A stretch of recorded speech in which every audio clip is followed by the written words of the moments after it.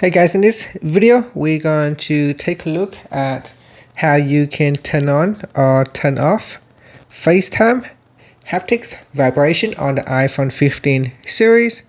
First, let's go back to the home screen by swiping up at the bottom of the screen.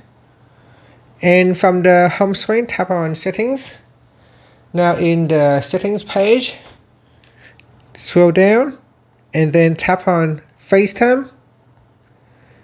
Next, tap on Notifications. Then we scroll down to the bottom and tap on Sounds.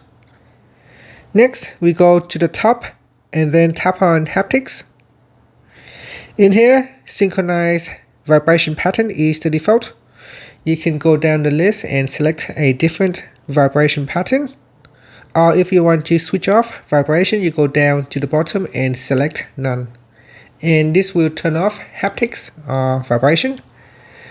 Or if you want to turn on vibration, you can select one of the pattern in here, or you can choose synchronize vibration pattern.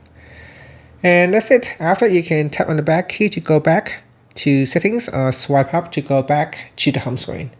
Thank you for watching this video. Please like and subscribe to my channel for more videos.